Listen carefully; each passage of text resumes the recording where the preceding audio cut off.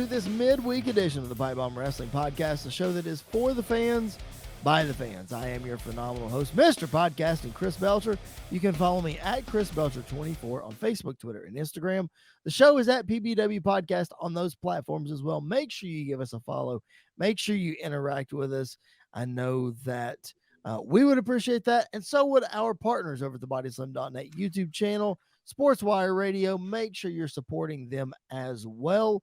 Hit that subscribe button and give them a 5-star review. And as well as us, wherever you find your podcast, that's where you'll get the audio version of our show. The video version is exclusive to the Pipe Bomb Wrestling Podcast playlist on the BodySlam.net YouTube channel. So go check that out. Give that a follow, and you get to see our smiling faces each and every week. Of course, I said our, not just me. I can't do this by myself. Of course, my partner in crime, Mr. Andy York, is here.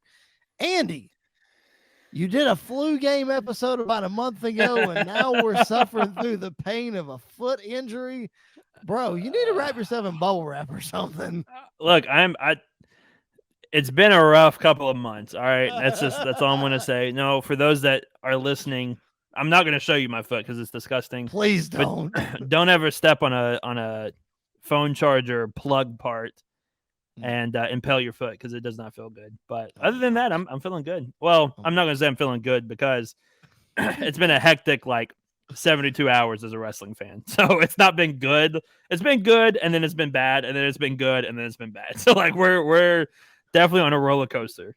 Listen, we are on the biggest of roller coasters. Get your Dramamine out. Take your motion sickness medicine because it's not stopping anytime soon. We're going to talk all about the good, the bad, and the ugly on this podcast. Of course, we're talking about the media scrum, AEW, and all that kind of stuff. We're going to get to it, we promise. But before we do, apologize for the tardiness of posting our PBWF Week 10 episode. Life gets in the way. I didn't step on a phone charger, but life gets in the way. So apologize for that, but that is live as you are listening to this. So go back and check out our podcast feed for Week 10 of PBWF. Lots of good stuff on there, as I put in the description. How in the world do we follow up the best week of TV that we've had in Week 9? We have surprise debuts and we have championships on the line. That's how we do it. So, Andy, Week 10 is in the books. Week 11 coming up next week, man. We are just rolling with this thing. Yeah, it was. I don't think anything, especially the episode after, I don't think anything's beaten or going to beat Week 9 for a while. Week 9 was just a perfect storm of magic that happened kind of on both sides. But yeah, I'm excited. Week 10, like you said, titles on the line, shocking moments, big moments happening, some developing stories, some new faces showing up. And then Week 11, this upcoming week, we just kind of build on that even more as we're heading into our pay-per-view. So it's a lot of fun. We're having fun doing it. And I've already started writing out the pay-per-view itself. And it's a lot of fun. But, man, doing multi-man matches are a pain to do. Yes, they are. I told you that last month when I did War Games. So yeah, it's a lot. I didn't learn from your mistake. Oh, you did not, but it's fine. It is what it is. You just have to learn on your own. No big deal. But anyway, so it's a lot of fun. Check us out. Those episodes are audio only, so subscribe to us wherever you find your podcast and check out PBWF. Give us some feedback at PBW Podcast on Facebook, Twitter, and Instagram. All right, Andy, let's get into it. AEW All Out. I'm going to preface this by saying we are not going to talk about the media scrum right off. Okay, we are going to talk about the pay-per-view as a whole before the media scrum. We want to make sure that we separate those two events because they are two separate events. We don't want to take anything away from All Out that resulted from the media scrum or whatever, because All Out was a show on its own. It was a great show on its own. So we want to make sure that we give it its just due and we talk about it properly on this show. All that to say, ladies and gentlemen, strap in. I know we've said it for a couple of weeks that you need to buckle up. It's going to be a long show. But as Andy and I were talking before we recorded, we might be hitting the 2-hour mark on this one. Just get ready. We're going to try not to. Yeah. It's not intentionally that we're going to do this, but just get ready because there's a lot. There's a lot, and there's a lot of things that I know both of us kind of want to not necessarily get off our chest, but to share. And this isn't just on the AEW side as well. There's some things on the WWE side as well. Sure. That we're gonna go back and forth on. That's the fun of having this podcast is we both have different perspectives on wrestling. We both know good wrestling when we see good wrestling, and we point that out whether it's AEW, whether it's WWE, whether it's GCW or CCW. Like when it's good wrestling, it's good wrestling. But there are also moments where it's like we got to put our bias aside at times and Yep. call people on their bullcrap, and it's time to do that, and it's going to be a lot of fun to not fun, but it's going to be nice to finally express some of this stuff that I think we've all been kind of feeling for a while. This is going to be very interesting. And just so you guys know, like Andy and I walk away from this and we realize that we can have differing opinions and we can go back and forth and there's no hard feelings. No. We just, Andy thinks the way he thinks and I think the way I think. Sometimes it lines up, which we were talking before we recorded. It is happening a little bit in this situation that we're going to talk about, but there's still going to be some things that I'm sure we're going to differ on. But let's dive into it. AEW All Out from Sunday night. Man, the main event we talked about, of course, I'm talking about CM Punk regaining the AEW championship against Jon Moxley. We talked about it last week. How do we recover from this squash match deal? What are we getting to? We saw what we got to. We got a knockdown drag out fight, just like we sort of expected.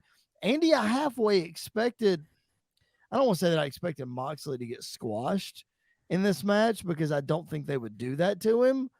But part of me wondered if that would be the case, that they would continue this even further. Yeah, I was kind of shocked at how long the actual match went. Yeah, and I don't mean that in a bad way because it was definitely like the main event of a pay-per-view. It was hard-hitting. It was violent. It was exactly what we wanted it to be. Like that, I think I tweeted out after it happened, that was the match that we all wanted to see between CM Punk and Jon Moxley was that exact match that we saw. So I'm kind of, I thought right away, because we were texting back and forth when this happened, when Punk hit that GTS right off the rip, I was like, they are not about to squash Moxley like this. I bit into it. He kicked out. We went on from there. I enjoyed the match. I thought the match was exactly what it needed to be. I think they did a good job of Punk recovering from the squash match without it hurting Jon Moxley. Because Moxley was on offense for like 75% of this match. He was. He didn't. I don't think he bled at all either. I think Punk was the only one that bled, which shocked me. I think this is the first match, and I can't remember how long that Moxley didn't bleed. Whether he did it on purpose or didn't do it on purpose. That is right. Exactly. He didn't. He had blood on him, but it wasn't his blood, which that adds to his mystique. That adds to who Jon Moxley is. But yeah, I loved it. I thought it was exactly what it needed to be. Did a great job of building Punk back up without hurting Moxley at all. Obviously, the Chicago crowd was mostly behind Punk. I will say though, it was. I'm not gonna say 50-50, but it was probably like 60-40. Going back and forth. There was a lot of Moxley chants, a lot of Punk chants. Moxley wrestling the heel fashion, I thought was great. Coming out flipping off the crowd. The crowd's gonna love him anyway, but he knows. Yep. I love it because Punk even did this when he was in Long Island. Came out to MJF's music and everything. Like it's like Bret Hart everywhere else but Canada is a heel. Right. But when he's in Canada, he's the biggest babyface in the company. Yep. Moxley knew, okay, I'm going to be in Punk's territory. Why not play it up? Why not play up the heel factor? So I really enjoyed that aspect of it. Yeah, they both did a really good job of doing what they needed to do. I still hate the squash match angle. I don't know that I'm ever going to actually like that they did that. And it furthers the point that I don't like it in the fact that we get to and this is not just me. I heard this on Busted Open. I think it was yesterday. And they made this point. And I think it's 100% true. We did not get a reference to the Punk ankle injury at all out. Like it was. Yeah, I think we did like for one when he did as soon as the match started, he did the kick thing again. I think Excalibur mentioned it, but that was it. That was the only reference to that. The thing that was the hang up in the squash match Yeah. now miraculously is gone. Yeah. Like it's not a thing anymore. So Yeah. like there's no, to me, there was that lack of continuity in that story Right. that even furthered for me like the squash shouldn't have happened. Yeah. You know No, what I mean? I agree. I agree. And I think I don't know why they did the match that they did on Dynamite. Because I think you could have built up to that, had that happen here, and then when we get the Sure. moment at the end, it would have. I'm not gonna say it would have made it bigger because I think it was a big moment no matter how you played it out. Sure. But I think it would have worked out better without making Punk look weak on the build up and then just kind of forgetting about it during the match. I think that would have made more sense. Um, but you know, if this is what we got, if this is the match that it led to, then I can. I don't like the squash, but I can kind of see. Okay, they did the squash to get to this. It's fine. Like it's not Right. what I would have done. It's fine though. We got the result at the end that we wanted, or that we Yeah. thought that we wanted. Right. And so that kind of really played up to it even more.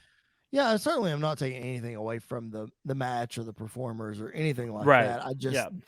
I really question the way that we got Connect the there. dots more. Yeah. Exactly. Yeah. Yeah. Before we talk about storyline, what's next for Punk? What do you think's next for Moxley?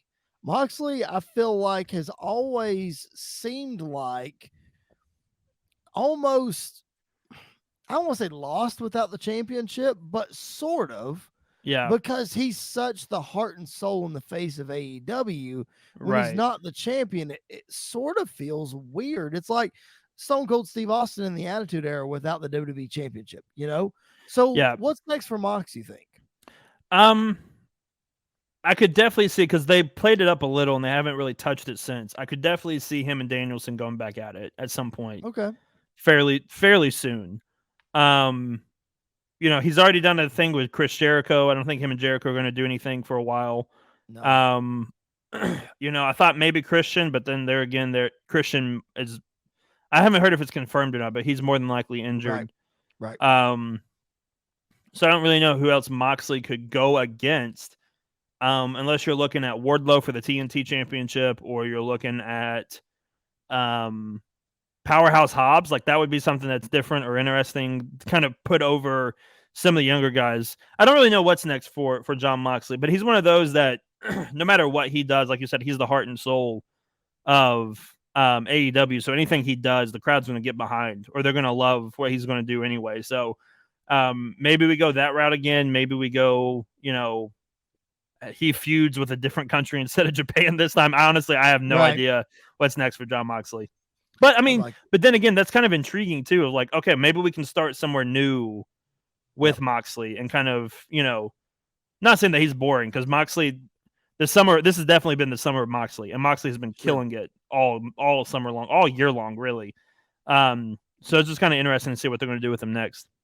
If this feud with Christian and Jungle Boy was not going to obviously continue, because it obviously will, I think Christian and Moxley would be great, and I think a great a great middleman for that man. Can you imagine the matches with Moxley and Luchasaurus? Like that would be fun. Yeah, that would be cool to watch, because Luchasaurus is a big dude and he will chop you down, and Moxley's not afraid to get in there and get physical. So I think those could be some really interesting matches. I think that could be interesting, and someone that we haven't really talked about a lot with Moxley that could be interesting.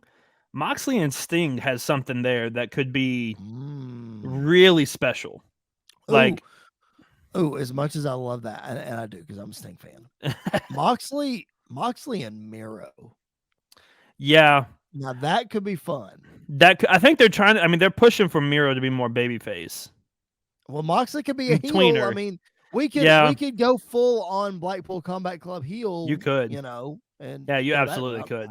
I don't know, but it's hard to boo Jon Moxley, like you said earlier, though. It's hard to boo Jon Moxley, but it's also hard to boo Miro when he cuts a promo like he does backstage. So, like, I could definitely see it being like. I mean, Sting is a babyface too, but you could definitely play.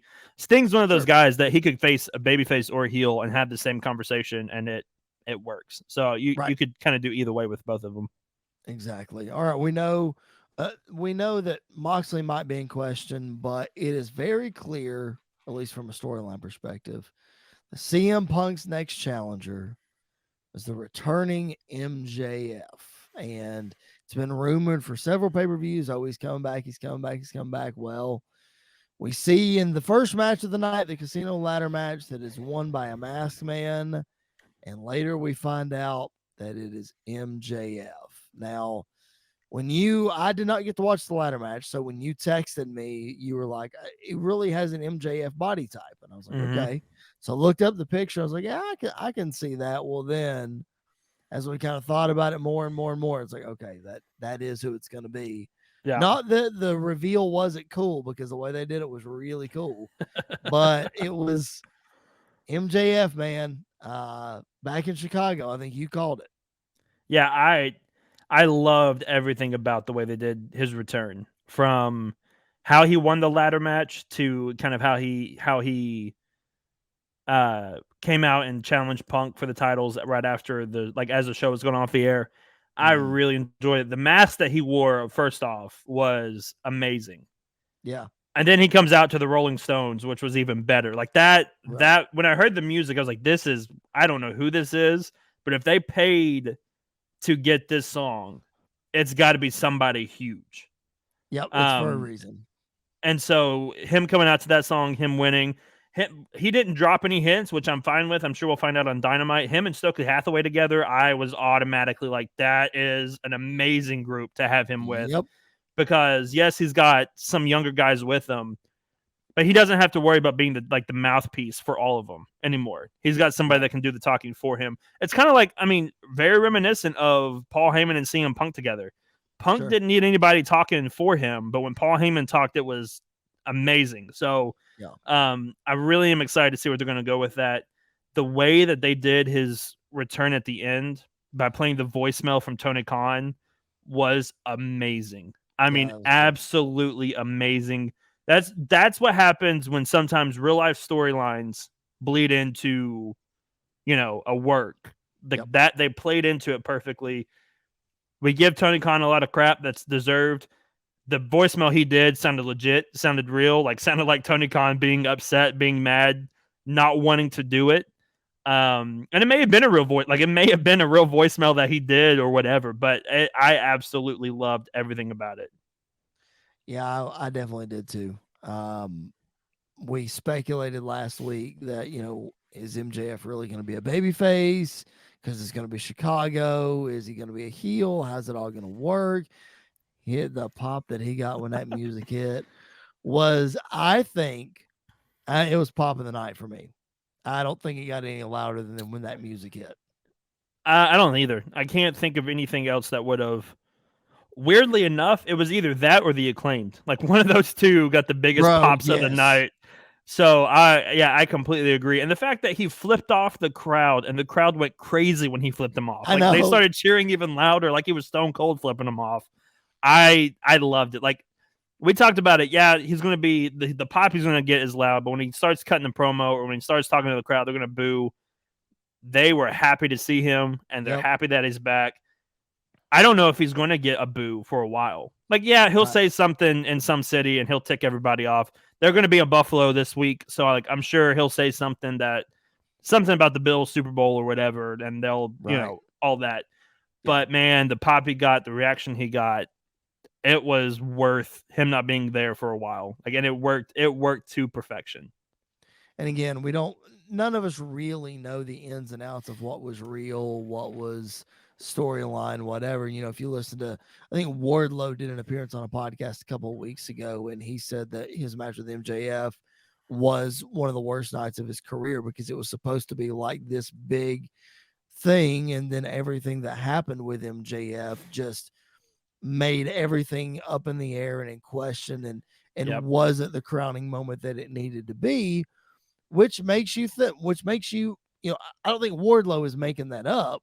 No. So there's some truth to some stuff that happened, but to see how far it was, overblown or whatever, we just don't know. Yeah. But all that to say, he's back. And whatever disagreements they had, maybe they're put to bed, maybe they're not, but they're put to bed enough for him to come back to work. And I will say, because we're going to talk about all of it later, so I'm not going to go into anything now. But it's just amazing how full circle everything has come with That was supposed to be Wardlow's crowning night, and MJF took over the spotlight by doing what he did. Yep. MJF came back, and not a lot of people are talking about MJF right now. So it has come full circle. And I'm not saying that it's a work. I'm not saying that it's on purpose. I'm not saying it's a work. I'm just saying it's funny how life goes sometimes. Yep. 100%. You're exactly right. Reminds me of, I won't go down this rabbit hole, but it reminds me of Bret Hart a lot. So Yep. There's that. Yep. There's a lot of that. A lot of that going on. All right. Let's talk about some of the other matches on the show. A big one that, of course, I'm going to point out. You mentioned the Acclaim. We have to talk about it. The tag team title match. Listen, I'll eat crow right now because I went on record on this show and was asking, is the tag team division dead? Like, do we care about it? Blah, blah, blah. Listen, that match was a friggin' barn burner. Yeah, it was. Not only was that match a barn burner, I'm sorry, I'm throwing you two loaded questions here. That's fine. The match was a barn burner, but the Acclaimed might have been the most over talent aside from CM Punk of the night. Even probably just as much. You talk about a Chicago polarizing crowd. I mean, my goodness. The thing though is, like, the Acclaimed have been getting over each and every week with every crowd. And it's been building. This is the first time, though, in a long time that we've had a homegrown AEW tag team going for the tag titles. Very true. Like, I feel like that played a lot into it. I'm not big on, calling an audible in the middle of the ring to change the winner. But if there was ever a time to do it, that was the time to do it. Because I feel like Tony Khan and the media scrum kind of hinted that at Grand Slam we're going to get the rematch between the Acclaimed and Swerve in Their Glory, which, if that's the case, I'm all on board for that.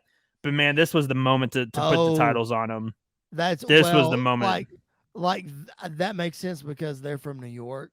So yeah, but could you imagine? Like, I get the pop when they win. If they win in New York, it's going to be loud. But could you imagine them walking into that building as champs? Like, I feel like it would be the same either way, because that crowd was biting on every single false finish, on every single move. It is almost impossible for a lot of people, and I'm putting myself in this category. It is almost impossible to cheer against and to boo Keith Lee. Like, I just feel like it's almost impossible, but the Acclaim made that happen. Like, he was getting booed. The crowd did not want them to win. And man, that was the time to do it. That was the moment to do it. Anthony Bowens and Max Caster showed that they're not just a funny group that can cut a promo or, rap or whatever. That when the bell rings, they're legit. They're serious. And it was amazing to see. Also, I love the fact that Billy Gunn was as over as he was as well, because that was hilarious to see him getting that reaction. Trained by the most professional wrestler, Brian Myers. Just saying. Yeah. Something to it. Yeah, it's really interesting with the whole Billy Gunn thing. I haven't followed that storyline super, super close, but it's very interesting with all that. And I mean, it is what it is. It's fine. The match also had the greatest chant of all time. Which was when the crowd was chanting, "Oh, scissor me, daddy." That's the funniest chant of the entire. Like, that's the funniest chant I've ever heard in wrestling. I think I popped so hard for that. That was pretty funny. So that match, obviously, I mean, I think you could easily make the case that was match of the night, and I would probably agree with you. Yeah. I mean, obviously, Punk and Mox was great. Couple matches weren't so great, but let's get into a couple other ones. What was one that stood out to you? I mean, FTR and Wardlow versus Jay Lethal and Motor City, man. Everything about it was perfect. From I forget the guy. I think his name is Singh, coming out with the fight like an 8-year-old brat t-shirt, and then Dax coming out with his daughter. The match happens, and then at the end she pins him, and the referee actually slides into the ring and counts the pin. Like, that was perfect. All of that was perfect. But cool. The match itself was fantastic. Like, Wardlow absolutely killed it. FTR absolutely killed it. All 6 guys in the ring killed it. By the way, Tony Khan, I am waiting for my check. because not only have you put FCR and Wardlow together, but now Wardlow also has Mayhem down his back. You're welcome for that idea.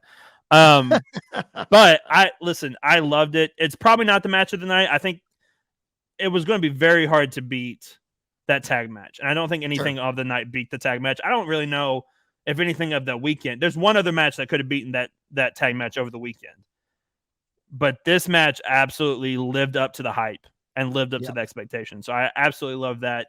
And then the trios tag title match was amazing. They got me 3 times on a John Silver roll-up on Kenny Omega that I thought it was over. And I was about to be shocked that John Silver pinned Kenny Omega in Chicago. But it worked, and it was absolutely amazing. Yeah, that's great. There was a lot of good stuff on this show. Again, you can't go wrong with those, 12 guys? Yeah, you can't go wrong with those 12 guys and mix and matching and putting those guys in there. But what surprised me the most about All Out, and we texted about this, and I was totally like, I was beyond shocked. I was to the point of not being interested. And that was Chris Jericho and Bryan Danielson. Yeah. Like that match 10 to 15 years ago, okay, I'm cool with that. But it didn't help that the crowd was dead, but man, it was so slow. It just drug on for about 7 to 10 minutes too long. I think if it would have happened like an hour or two before, I think we would probably feel somewhat different. This is the equivalent to AJ and Shinsuke at WrestleMania a couple years ago. Yeah, there you go. Like, we all were excited for it, but the placement on the card and everything that I think it followed the tag match, didn't it? No. Or did it follow the women's Fatal 4-Way? No, the women's Fatal 4-Way was right before the world title match, I thought. No, the Sting match was. So maybe it did follow the women's Fatal 4-Way. But it came after like a big moment, it felt like. And so it kind of fell off a little. It was slow. I love Jericho. But man, Jericho matches aren't what they used to be. Right. Even like earlier this year, they're not what they used to be. So, not saying it was bad. Like it wasn't bad. It wasn't my least favorite moment of the night. It wasn't the worst match of the night, but it just drug on for forever and ever. Yep. Too many rest holds, too many submission attempts, not enough like fast-paced action. I felt like. I will say I popped when he came out to Lionheart. Like that was really cool to see that. And Bryan Danielson coming out with his friend singing the song. Right here in the podcast, I thought that song was sung by a girl. And when I realized it was sung by a guy, I was shocked. Not in a bad way, but I was like, oh, okay, not expecting that. But yeah, this match just kind of drug on for a while. Really did. And I was so disappointed. I was so disappointed because like this was, for me, I mean, even though Sting was on this card, this was the match that I wanted to see the most. And it let me down. I might not, again, like I said earlier, it might not let me down 10 to 15 years ago. Jericho probably could have went hold for hold with Bryan 10 to 15 years ago, but he just, it was, I would have been fine with the match had it been a little bit quicker of a pace, and I just don't know that Jericho could do that. And I think it would have fit better on a Dynamite. Like if this happened on a Dynamite, I think it would have been fine. Yes. But the fact that it happened at All Out, and the fact that this match went so long, and then like Powerhouse Hobbs and Ricky Starks felt like very short. Right. Very short. And a couple other matches kind of felt like they were quick. So it felt very, very weird. Excuse me. Yeah, it did. And I don't know. Like I don't even want to go back to watch it back to see if like it was just first run I was just whatever. Like I don't even want to go back and watch it back to see. I don't know. All right. Anything else from All Out before we move on to the aftermath? Yeah, I'll go ahead and start off the negativity. Oh man, I had such high hopes for Malachi Black and AEW. And they have fallen off quickly. And that's not anything to do with Malachi Black. It's not anything to do with House of Black. I think they had the potential to do something really special. If you want to know how highly I think of Malachi Black and the House of Black, and this is not a cheap plug, it kind of is, but it's not a cheap plug. Like, go look at how I booked them, how I want them to be treated, how I want them to run, things like that. Like, I love how much detail and effort Malachi Black puts into everything he does, it seems like. Yep. And this is the one time, and I know you might disagree with me because you're a Sting fan. This was the perfect time for Malachi Black to pin Sting.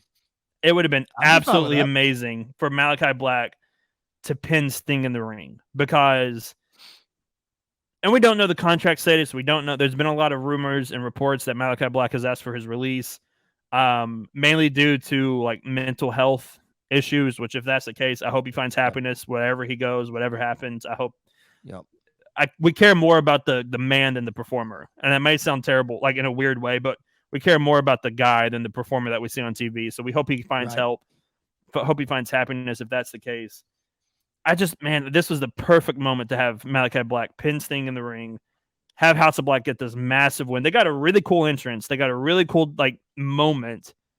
Yep. The match itself was really good. Like, I was enjoying it. Sting no-selling the 2 shots from Buddy Matthews and Brody King while keeping the Scorpion Deathlock on to Malachi Black was awesome. Like, I love that. Was very cool. But man, that was the moment to have Black get that big moment, that big win, and get that done. I agree. Like you said, I'm a Sting fan, but I agree. I think that was the moment to do that. And again, if he is saying his goodbyes, of course, he blew a kiss to the crowd and bowed at the end of the match. And if this is it for Malachi, then we obviously want him to go find happiness. The connection that I made with all that, because again, like you said, rumor, we don't want to speculate, personal issues, all those kind of things. But also notice this: WWE has not used Zelina Vega since WrestleMania.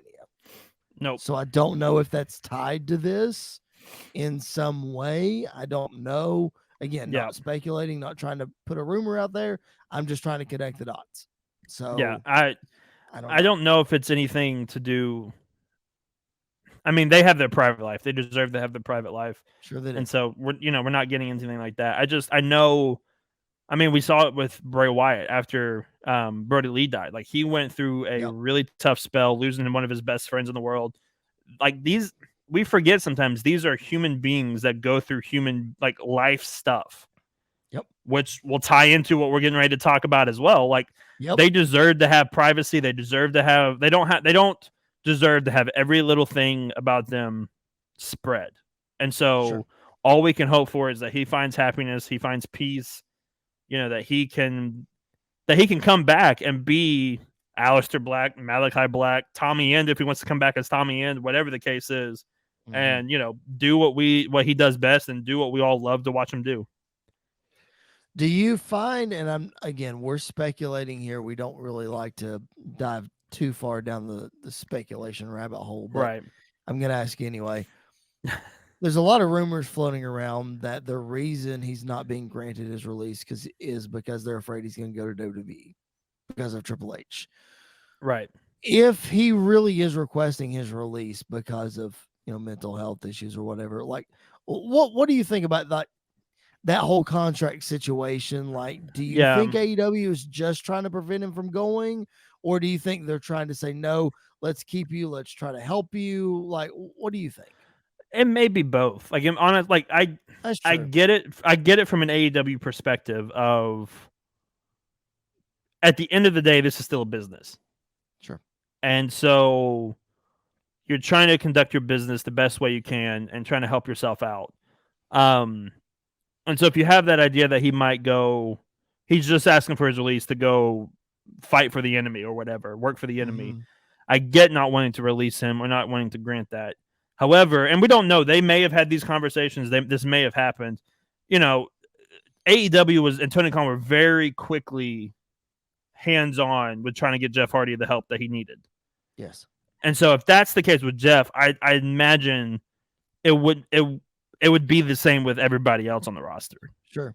Especially for someone like Malachi Black. So I feel like there may be it's one of those again of there's probably some truth to it, but probably not as much as people are saying it is at the same time. Right. I agree. Yeah.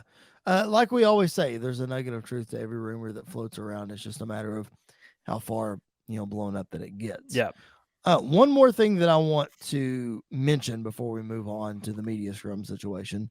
I mentioned Christian and Jungle Boy a little bit ago, with Christian potentially being hurt, and that's why that match went the way that it went. Which, if you didn't see it, it was a squash, bro. But with Don't the say help, that too loud. Katie may get mad again. well, okay, well, sorry, Katie. With the help of Luchasaurus, Yeah. 2-part question here. Well, I'll ask you the second one in a minute, because it requires a little bit longer of an answer. Luchasaurus, this back and forth deal with him, like, do you think this was a thing where because Christian's hurt, they decided to turn him back? Or, like, what are they doing with this? I feel like that's more the case, and the fact that, like, oh, Christian got hurt. We're trying to tell this story. We need it to kind of continue while he's gone. The best way to do that is to turn Luchasaurus heel, which if that's the case, I get that. If we're just doing that because that was the storyline, he's flip-flopping as much as Big Show did. So we need to find a middle ground. I will say, though, that choke slam he gave to Jungle Boy was nasty. Bro, I mean, the great nasty. marks on Jungle Boy's back. Oh, my goodness. It's where the pyro shoots out, and I'm sure it was, like, burning hot at the same time, and Jungle Boy bounced off of it. I mean, he bounced off of it. Putting him through the table was nasty. I don't know if you saw when he went through the table. One of those water bottles went flying in the air into the crowd, which I lost that when that happened. I do like the fact that when they rolled him in the ring and he had a spear, he kicked out. Like they didn't completely. He got squashed, but they didn't completely kill him. Like he still had some fight left in him. I was going to be really, really upset if they did all of that. He kicked out of the spear, and then he somehow won the match. Yeah. I was going to be upset about that because that wouldn't have made any sense whatsoever. But I like the fact that they were like, he's still got some, like, he's still Jungle Boy. He's still a babyface. He's got that fight. But then when Christian locked in that Unprettier and blew a kiss to his mom and then hit it, absolutely amazing. Absolutely perfect. I love the way they handled it. I'm fine with Luchasaurus being a heel now because Christian is gone, and Luchasaurus and Jungle Boy matches are going to kill it, like absolutely kill it. It depends on how long Christian's going to be out for. Kind of determines what happens next, I feel like. Right. That's for sure. Okay, second question, and I'm going to ask you this about a WWE superstar later. But I know that injuries come up, and obviously they couldn't help what happened with Christian. They'd already scheduled the match, and maybe he was hurt. Maybe he's not hurt. Maybe this is all we're speculating for nothing here. But he works everybody. Right, he does. He's working us. But let's just play the cards that Christian actually is hurt. Jungle Boy going into this match, I feel like he needed this win a lot, like so much, because if you're going to break him and Luchasaurus up and you're going to establish Jungle Boy on his own, wouldn't you think he would need the big time win to propel him into bigger main event picture? Yes and no. Okay. Yes, I agree. I think if he would have got the win, it would have elevated him even more so. But I think this is kind of one of those cases of maybe we keep playing the underdog thing where, like, he keeps getting beat up. He keeps getting beat up. When he thinks he has the upper hand, Christian outsmarts him. And he gets beat down, blah, blah, whatever. To the point that when he finally gets the win over Christian, like, that win itself elevates him even more and pushes him straight to the top. So I think it's kind of both sides of the spectrum. I think if you did it with Jungle Boy winning this match, you kind of already set that up. I feel like with this route, there's a chance of it going wrong really quickly, but I feel like the payoff in the end may work out better if you go with it the long run. I think this could be a situation where I've talked about this before, where I think AEW drags things out a little too long. Yep. And now Christian's hurt. And obviously, again, like I said, you can't plan for that.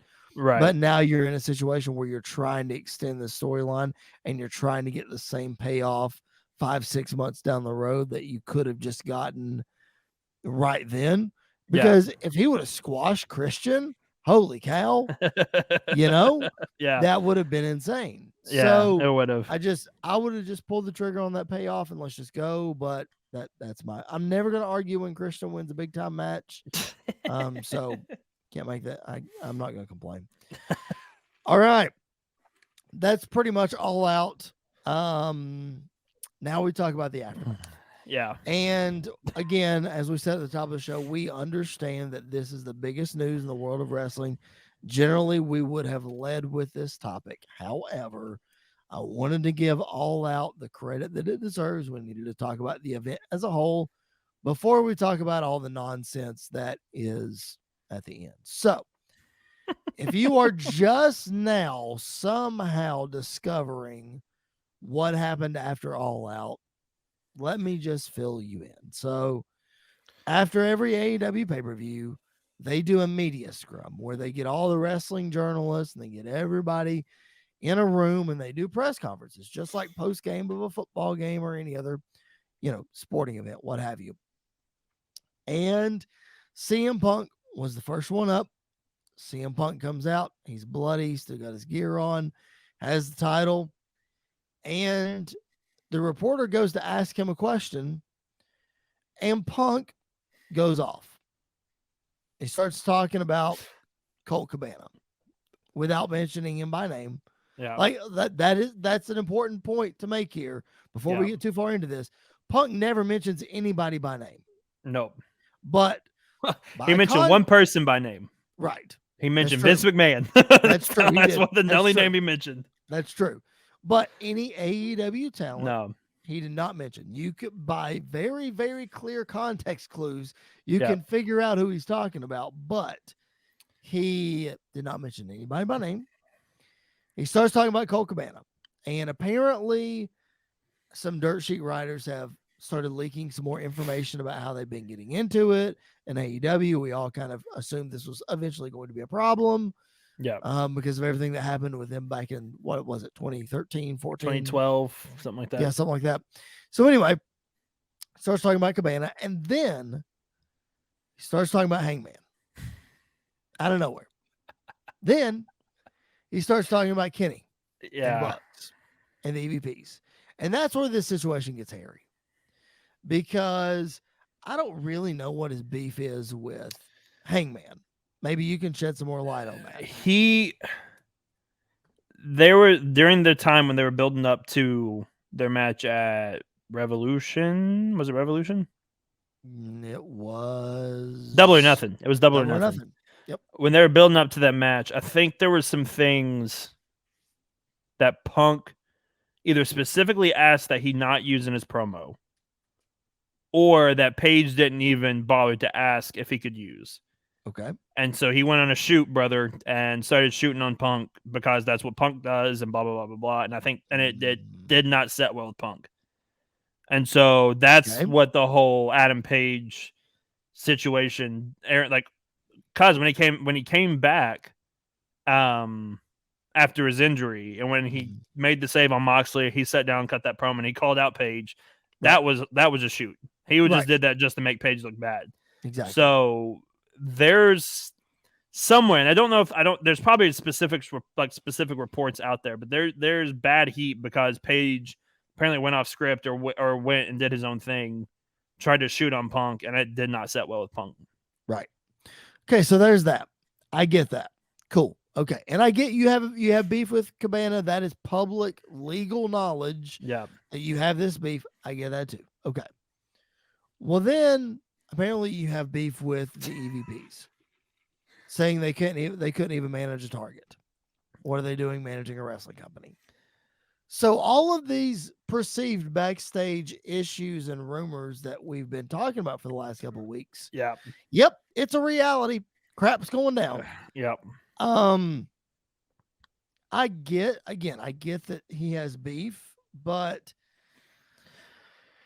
I'm just going to start this conversation by saying this was absolutely the most unprofessional way to go about doing this. And I'm not afraid to say this. if we know anything about CM Punk and his past history, this is the norm. Oh yeah, And absolutely. I hate to say that, but this is the norm. And here we are. Yeah, it was not the right time. It was not the right place.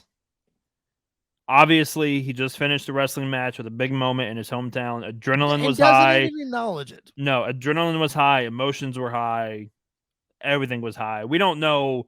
I haven't really heard anything that happened earlier in the day because I feel like there Right. had to have been something that happened earlier in the day Completely. that set Yep. all of this off, Or or at least as soon on as the he way walked back. through the Yep. curtain, something happened. Yep. That set him off even more. Completely unprofessional to do it then and there.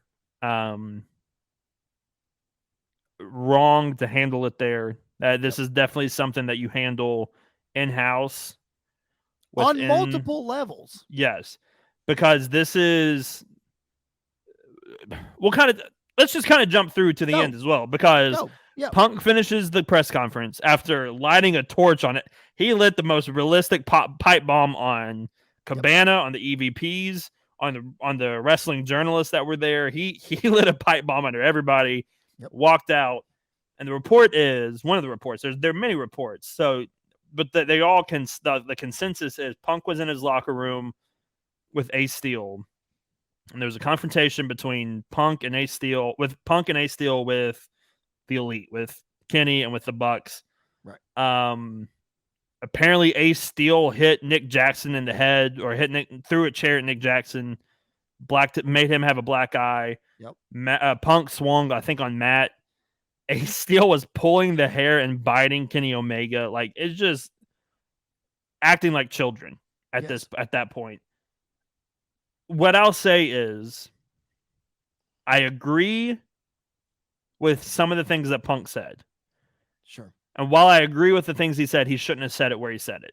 Sure. I think that can happen all the time is, yes, I agree, but man, you should not have said it where you said it. His issues with Colt Cabana should not be anybody's business but himself, right, and his family and his friends or whatever. Yep. I understand going after Paige a little because if Paige wants to go shoot, brother, Punk's not afraid to have a shootout with you on Absolutely. the mic. And so he'll do that then and there. The things he said about Paige were very unprofessional. Yep. But he took it into his own hands. He was wrong for what he said about the Elite. The Elite were wrong with how they handled it. And so I think nobody is perfect. Nobody is blameless. Tony Khan's not blameless because Tony Khan at some point should have shut down Punk in the middle of his rant. Yep. Yep. I get why he didn't at the same time because he's your biggest guy in your company. Mm-hmm. But man, sometimes your company outweighs the star, and you gotta shut that down at some point. Absolutely. And so there's a lot of people at fault here. A lot of people. It's not. Yes, Punk did a lot of the damage, but nobody else really. Nobody except Chris Jericho tried to help put out the fire, and that's about it. Right. Absolutely. Yeah, this is a terrible look for AEW and Time Warner and Discovery and you know the thing as a whole. So because it's such a bad look for them, like ramifications are going to have to come down. Yeah. Suspensions are going to have to come down, fines, maybe even firing. We don't know. I think it's if you don't fire Ace Steel, there's a problem. Sure. Absolutely, Ace Steel needs to be out of the company. For Punk, man, we just got him back a year ago. It's close. It's close. I think you could suspend him for... If you suspended Eddie Kingston for punching Sammy Guevara in the face, you have to suspend Punk for what he did. Yes, you do. You absolutely do. 10 days, 20 days, 30 days. I think 30 days minimum. I think, I was going to say 90. I think, but I don't think the suspension, this is kind of what we talked about earlier. I don't think the suspension starts, though, until after he drops the title. You need to have him on, drop the title. Grand Slam is in what, 2 weeks, 3 weeks? Yeah, but here's the thing with that. Is a lot of rumors are floating around that this has already made it up to legal That's And true. this is already a big deal. So if they're getting legal pressure and pressure from Time Warner and all that, like They'll just strip the title off they'll of him. just strip him of the title Yeah. and just be done with it. So I think he suspension, absolutely. Firing, I'm not necessarily on the fire train yet. Here's what I'll say about being on the fire train, because earlier today I was sort of on the fire train, but after thinking about it and making some notes and thinking through it, I think there is a way that people can let bygones be bygones and at least work together. Yeah. The issue is, like, you now can't trust CM Punk to go into a public forum and not run down his coworkers or his boss. Yeah. Why? Not just because he's done it here, but because he's done it before. History repeats itself. This is not the first time Punk's been in trouble for stuff like this. And again, I don't know the ins and outs of this, so I'm not placing 100% of the blame on CM Punk. But you've been around this business long enough. And I would think that 7 years away or whatever it was would have taught you something. And you would just keep your mouth shut. Yet it didn't. Right. I agree. And I think I'm not on the fire train with Punk. However, I am on I think the Elite need to be suspended as well. I agree with that too. I think Ace Steel needs to be fired. I think the Elite need to be suspended. I think Punk at the minimum needs to be suspended 60 days. At the minimum, 60 days. Mm-hmm. I think Tony Khan needs to man up and just have a conversation with everybody in the locker room, every EVP, everybody in there, say, look, we are not doing this crap anymore. Yep. You're not doing a press conference unless I say so. If I don't like what you're saying, I'm going to shut you down because I have a business to run. I have a company to run. Yep. He needs to step up and start putting people in their place and start to put the law down. He needs to quit trying to be everybody's friend. Right. And run a business. Because here's what I'll say. This is one of the things that drove me nuts. And forget my fandom of the Young Bucks and Kenny Omega and all that. I'm more taking their side in this whole situation because I feel bad for them. Yeah. Because you got CM Punk running them down publicly. Lord knows that they would never do that to him because they're smarter than that. They're smart. They wouldn't have been where they are had they not been smart businessmen. They're not going to do that. Right. But on the Tony Khan perspective, like you said earlier, Tony sat there and let it happen. Yeah. He did not take up for his EVPs while CM Punk was sitting there. Is he scared of CM Punk? Does he not want to hurt the feelings of his champion or, his cash cow or whatever? Right. Like, Tony Khan's got to man up in this situation. He needs to start laying down the law.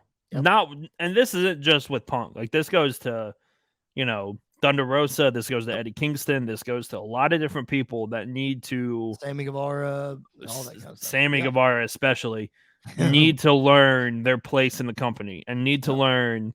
Yes, I'm going to let you have creative freedom in the ring like that. It is not necessarily my job to take over your wrestling stuff because you are at where you're at because of your talent and you know what you're doing. And I'm not. That's fine. Like, that's great. As a business, as a company, if we want to keep this thing afloat, we need to start acting more professional. Yes. Not saying we can't shoot on WWE, not saying we can't shoot on one another, not saying we can't have big moments like we've had, but we've got to handle it more professionally.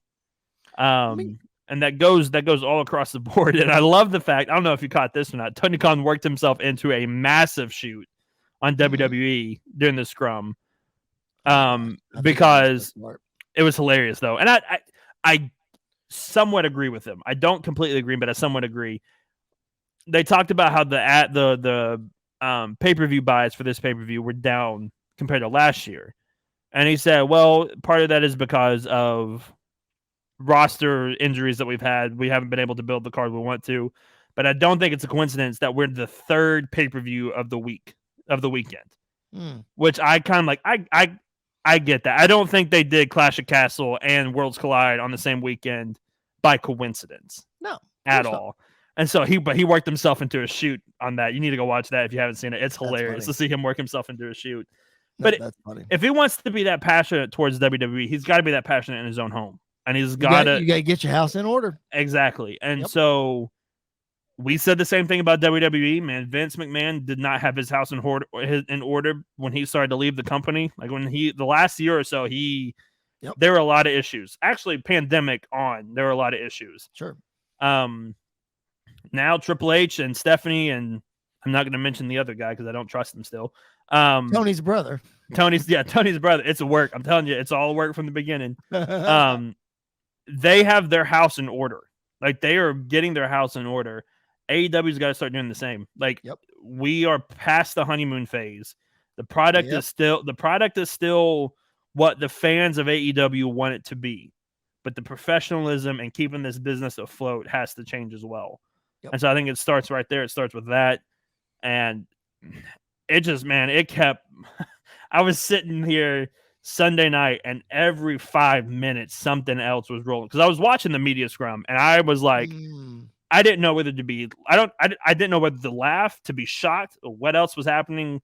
I was just blown away. And it wasn't just Punk. Like there was some other stuff in that media scrum as well that was like Tony Storm kind of went after Thunder Rosa a little bit, and like there's some other stuff. Apparently Swerve was doing something too. I don't really. Well, Swerve went off on a reporter because the reporter asked if there should have been an audible called in the middle of their match, and Swerve was like, "Why? Because you didn't want us to win?"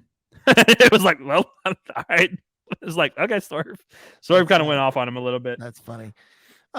Two things that I definitely want to say here. I want to get these thoughts in. I don't blame. I am not advocating for physical, real life altercations in any way, shape, or form. So please don't hear me say that.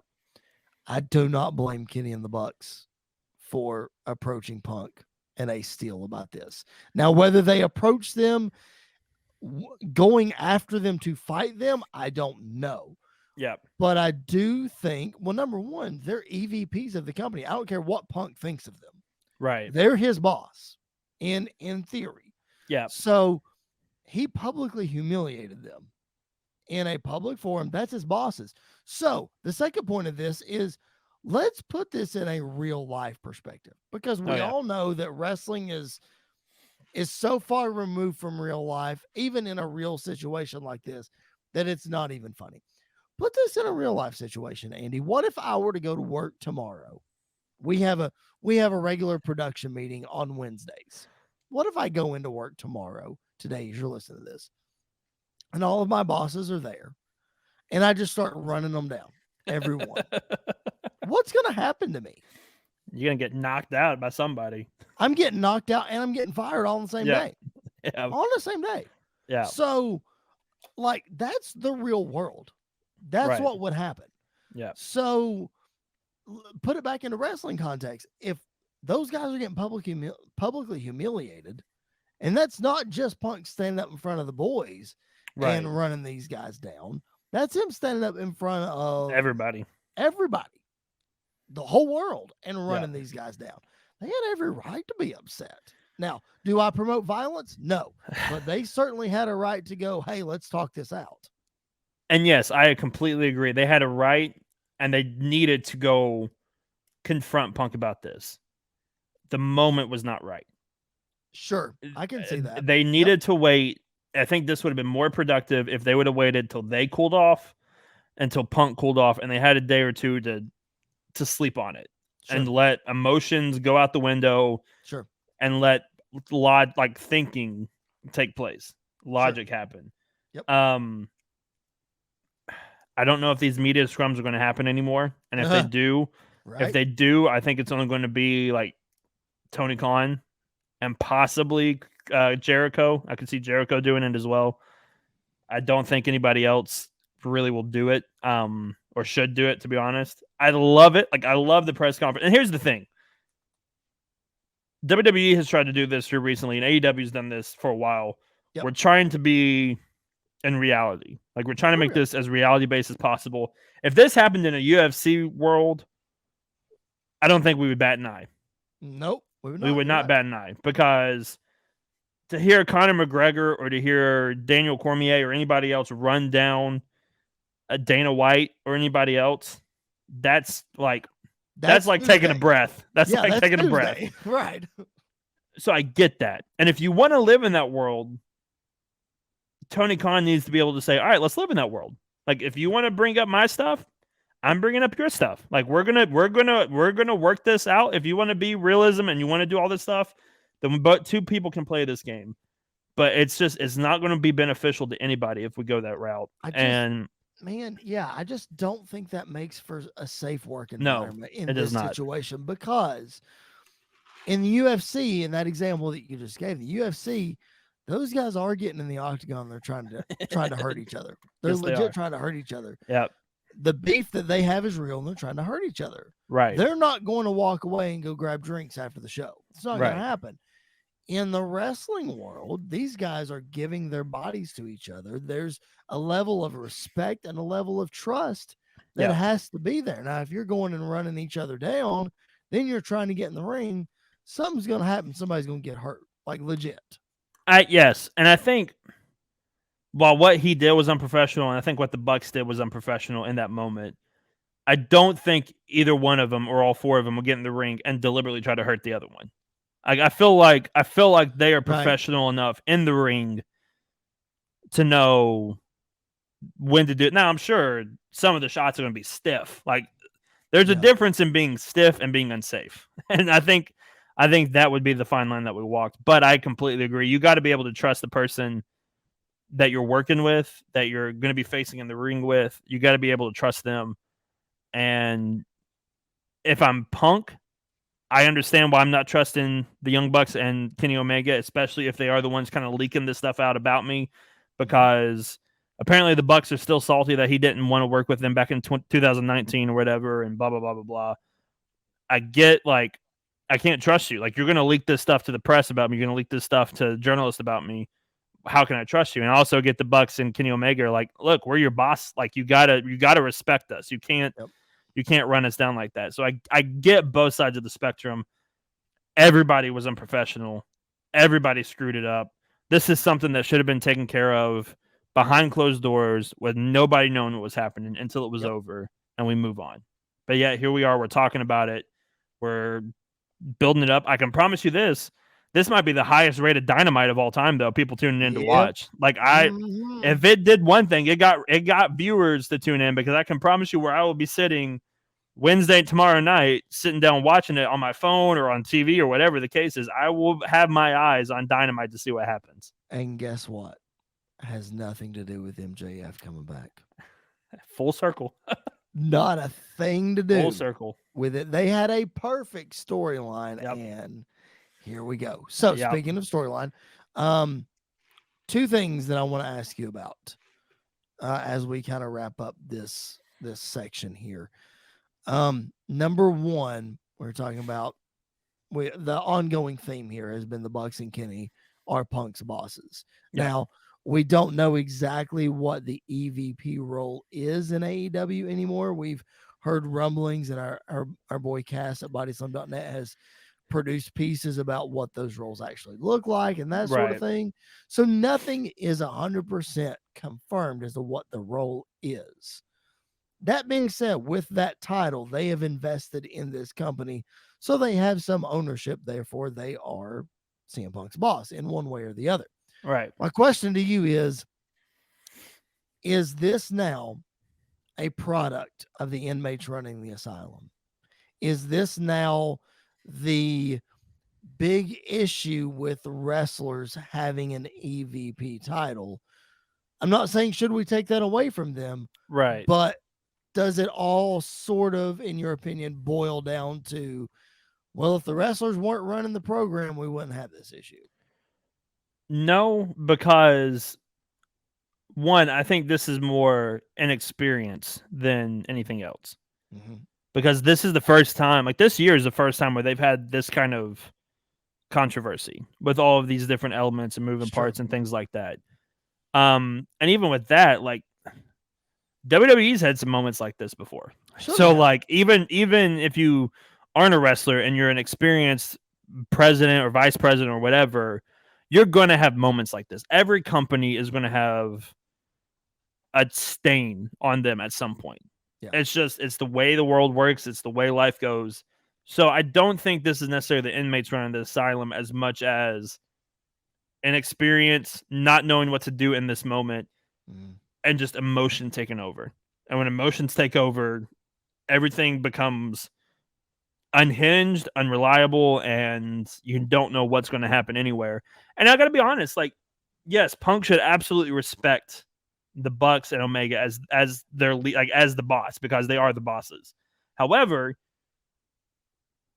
if I didn't trust my boss to keep my information silent and that they were going to just go tell everybody to make a story about me, like I kind of get where Punk's coming from too. So Sure. it's definitely both sides of the spectrum in that case. Yep, absolutely.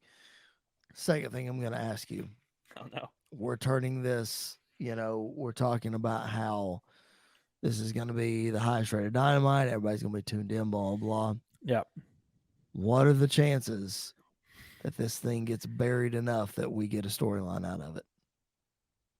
Buried enough to get a storyline. Because it's never, because with these guys, especially with Punk, it's been proven Punk holds grudges. That's just the he way does. it is. Oh, absolutely, he does. So but it's never even when he holds totally buried. Even when he holds a grudge, though, he can use it in a storyline, because we saw that's that with. That's what I'm saying. We've seen it with Triple H. We've seen it with Vince McMahon. We've seen it. We've seen it a couple of times. I'll say this: this is 1,000% not a work at this moment. Absolutely, no work. No, this was not thought of. This was not pre-planned. Nope. This is as realistic as wrestling will get. Yep. Ever. Yep. Is there a chance that this could turn into a storyline down the road? Absolutely, because I think the same thing was true with MJF. I think that was 100% realistic. Now we turned it into a storyline. Yep.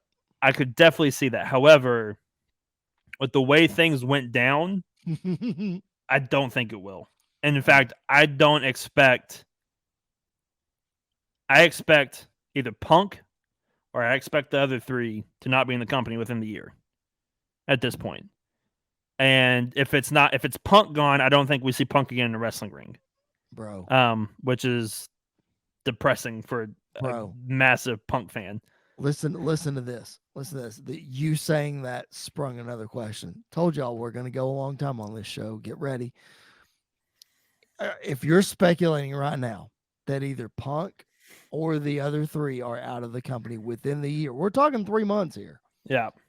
Do you realize that if it's the other three, that all 4 original EVPs would leave the company within a calendar year? And I will say this. That blows my mind. It does too. And I will say this. I don't think any of this would have happened if Cody Rhodes was still in AEW. I completely agree.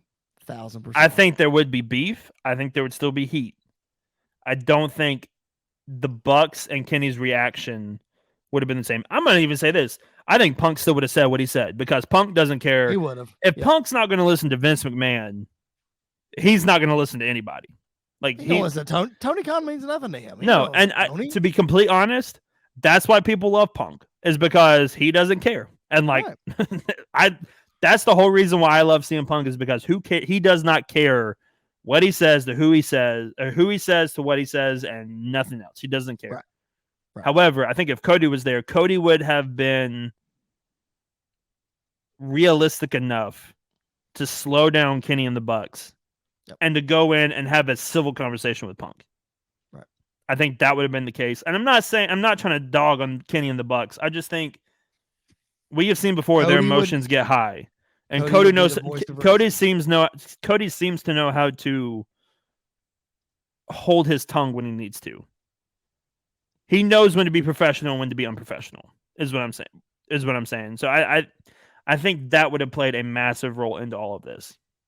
I'm not going to say that CM Punk's heat goes all the way back, but a lot of the rumor and innuendo when Cody left was that there was some disagreements going on. There was some things they just and Cody and Tony Khan have both come out and said there were a lot of things we couldn't agree on. You think that has anything to do with this? Are they related? I don't. I think that was more of the direction that they were taking the company. versus anything like this. Like, I think there was just, I think Cody was trying to run it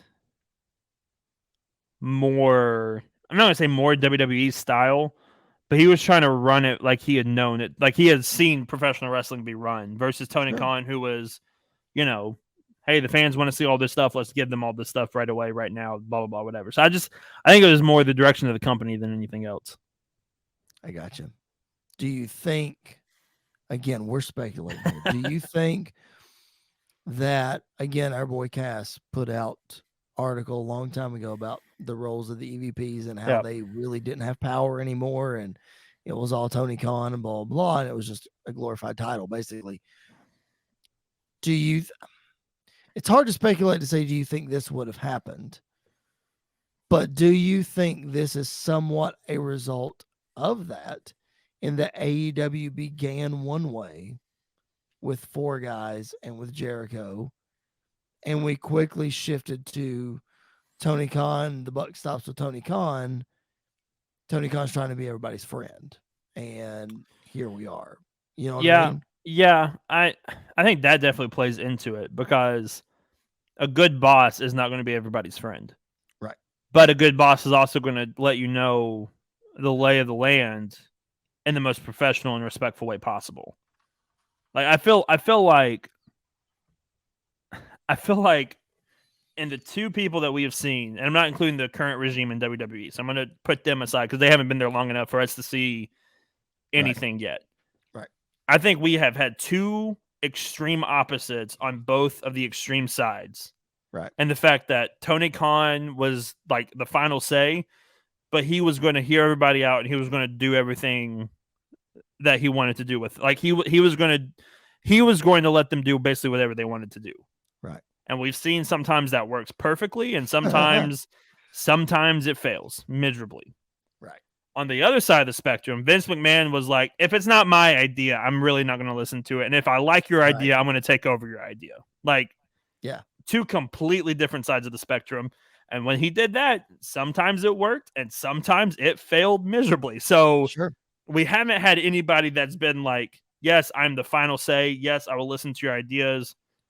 Yes, I will let you work on your character, because that's the thing, man. Like, we're on a different tangent now, but here we go. Right, yeah, we are. When people create a character, and I love to use him because it works. So here's my Bray Wyatt tangent of the week, I think is what I'm going to start calling it. When he creates something like The Fiend, which was the most over thing in all of pro wrestling in 2019, AEW included, The Fiend was the most over thing in all pro wrestling. And I don't think that's really even arguable at this point. He had the control, it seemed like, at the beginning to do what he wanted to do, and it worked perfectly. And there was no reason to change any of it. And then it seemed like Vince McMahon got more hands-on in the situation, got more involved, and the more involved he got, the more convoluted it got, and the more it started to fall apart. Right. So, like, these are their characters that they're creating. Let them do what they want to do to a certain extent. Like, I'm not going to let you bury somebody else, or I'm not going to let you, just go out there and try to win a title, or blah, blah, blah, whatever. Right. But, like, man, if the character gets over on their own, let them get over on their own and let's run with it. And I feel like neither side has really done that very well. Right. That was just a different tangent. Enter Triple H, and we'll see what happens. I'm hopeful, but only time will tell. We'll see. Only time will tell. All right, man. Anything else to add on this media scrum? I know we kind of went a bunch of different directions. Yeah. Anything else that you need to get off your chest about it? Best case scenario, we work this out. We work together. We come back together. Maybe run a storyline out of it, and everybody goes their separate ways. Fine. Worst case scenario, Punk's either gone, the Elite's either gone. And I can't believe I'm saying this. If I'm Tony Khan, I need the Elite more than I need CM Punk. Absolutely, you do. And a year ago, I don't think that's true. I think right now it's absolutely true. So, yeah, it's and that's coming from like the world's biggest diehard CM Punk fan. In this moment, the Elite are more important than CM Punk. I said this during Kenny Omega's absence. John Moxley is the face of that company, but Kenny Omega is the heartbeat of that company. Yep. And that the branding of that company and the marketing of that company wouldn't be where it is without Matt and Nick Jackson. Oh, absolutely. CM Punk is just walking around holding the world title and collecting a paycheck. Now, again, yes, I'm not saying that anybody could just take his place. right. Because CM Punk is an anomaly and he hadn't been around for 7 years. So it is a little bit different. But Right. by proxy, he's collecting a paycheck. Yep. They're helping run the show. Yep. And I will say Punk has somewhat of an argument because All Out last year was as big as it was because of his first match back. Sure, like that definitely plays a 1000%. massive role into it. When they came to Nashville, Tennessee, and they started off the show with CM Punk, by far the most over guy in the entire arena, like the most over guy to come out. And he came out before the show even started, and we didn't start off with pyro. We started off by chanting CM Punk, and it was one of the coolest like openings to a wrestling show I'd been to, because that had been like 10 years of excitement wrapped up in one moment for me. So like that played that massive role. So Punk, I mean, he got them to, they've been steady at 1 million views on Wednesday night for a while now. I think he plays a massive part into that. The pay-per-view buys have been going up. He's been playing a massive role into that. But when it comes to the company itself, he at times, they do what's best for business. He at times hinders more than helps. Yes. And that's the biggest downfall of CM Punk, is he's not always a team player. And in wrestling, I understand sometimes it's good to be a team player, and sometimes it's good to say, no, I'm done with this crap. Like I am being disrespected. There are times for both. And, I think we got to draw the line in the sand and say, all right, if you cross this again, you're done. Yep. Like we're done. So I think we need to just suspend everybody, take a deep breath. Tony Khan needs to man up. And if you're going to succeed, you're $1 million company now. There's more at stake than just all of this nonsense of being unprofessional. So you have to buck up and do something. I'm not just talking about Tony Khan. I'm talking about all of them. You got to buck up, and you got to do, because think about this. And I know we're sort of wrapping up this thing, but think about this, man. Think about how all the other wrestlers feel about this. CM Punk just went out in front of the world, and who cares if they're your bosses or not? He just drug the boys through the mud. What makes you think he's going to do that to you? And the thing about the AEW locker room is like 90% of them are friends with each other, like close friends with each other. So like Kenny and the Bucks are close with a majority of the roster. They help bring them in, and they help bring them up. And that goes on the women's side, that goes on the men's side of the roster. Yeah. There is, and I saw Sean Ross Sapp report this, which he's the only one that I'm following right now to give, him and Cass are the only two I'm following to give. They're the only two I trust to give factual reports and not just put bull crap out there. They said that the heat that CM Punk has with everybody, even people that are normally on Punk's side, is unreal right now. Yeah. The locker room is literally divided right now. And that is not a good thing at all for AEW, for the company, for anything. It's not a good look right now. In sports, they talk about locker room cancers all the time. You can't have locker room cancers in a good locker room. Got to have morale. Well, we found one. Unfortunately. Yep. We found one. Oh, we kind of have a couple, because I put Sammy Guevara in that category too. Well, yeah, I guess that's a good point too. And getting married to Ty Conti, and she's one too. And just... Ace Steel was one, and yeah. I had another thought about this, but I can't remember it right now. It literally just escaped me like 30 seconds ago. So, if you remember, just randomly, just shout it out real quick, and then we'll move on to whatever. I will. Well, let me briefly. I'll tell you what.